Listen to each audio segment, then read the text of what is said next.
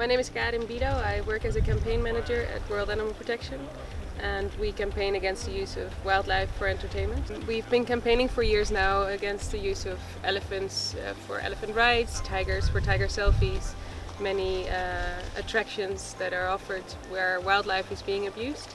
And we're now moving into dolphin entertainment, dolphin shows and swim with dolphins.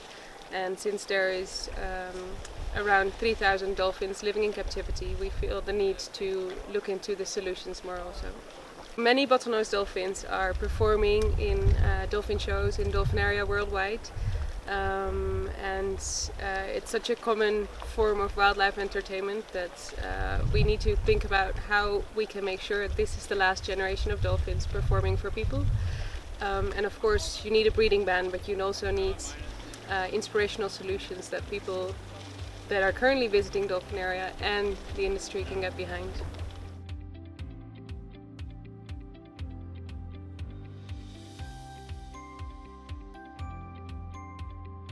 They don't necessarily use all their talents. They don't hunt for fish. They don't use their sonar to communicate and to locate fish or to play.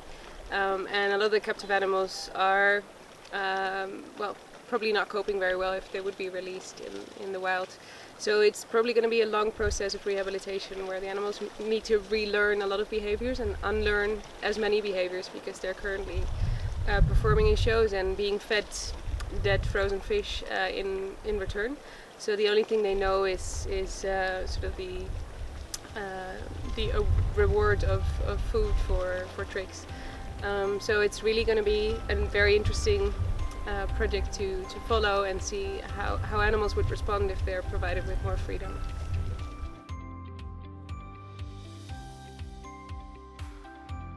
A lot of people are increasingly aware of the issues with wildlife in captivity. So what we've seen is SeaWorld, for example, responding to public pressure and announcing a ban on breeding of orcas. There's not many Dolphinaria that have already stopped the breeding of bottlenose dolphins. There's still active breeding worldwide. There's Dolphinaria opening in some countries and luckily closing in others. But a few countries have taken the lead in really banning Dolphinaria altogether and not allowing dolphins to be used for shows and entertainment in their countries. But what we are advocating and campaigning for worldwide is a ban on breeding and ensuring that the bottlenose that are currently living in captivity are the last few that have to endure that fate.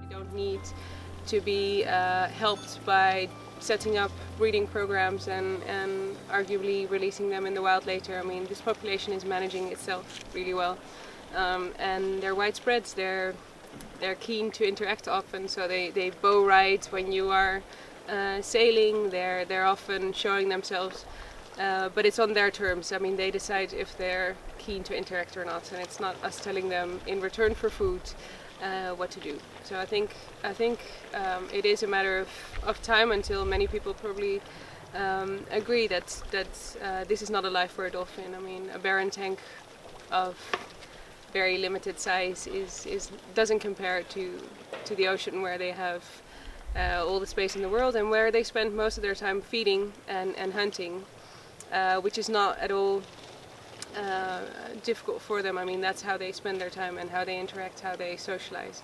They're highly social, highly intelligent. They know how limited they are in captivity. It's been shown over and over again that they are self-aware and they realize what situation they're in, and I think that's something that we need to take into account when we review our relationship with them and the way we use or abuse them.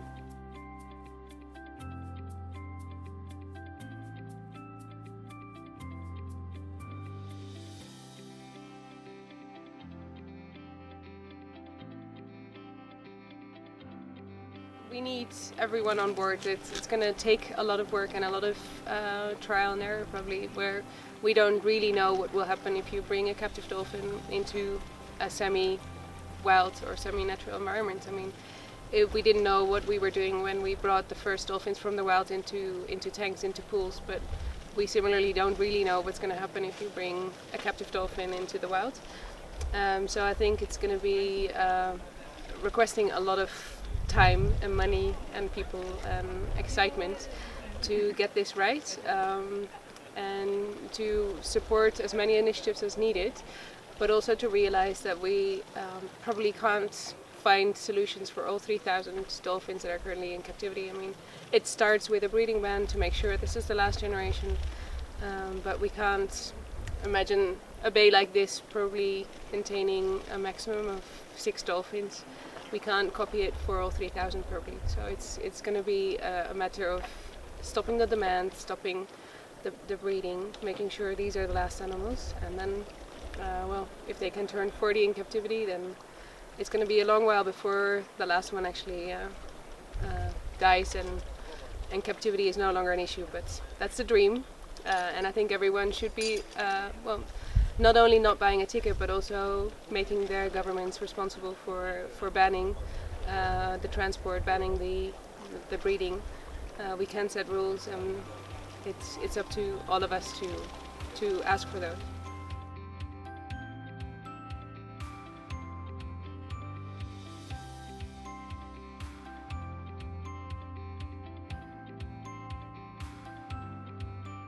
I think it's important to stress how site selection for this type of project is critical.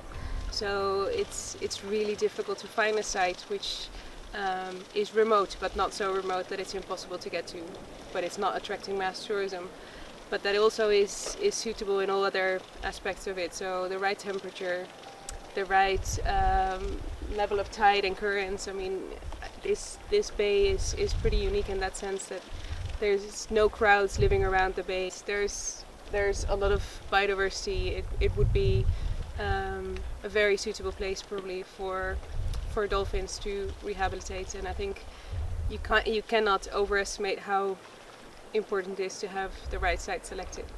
Of course, there's a million unknowns still. I mean, how do you avoid animals breeding in this sanctuary? How do you feed animals that don't know how to hunt?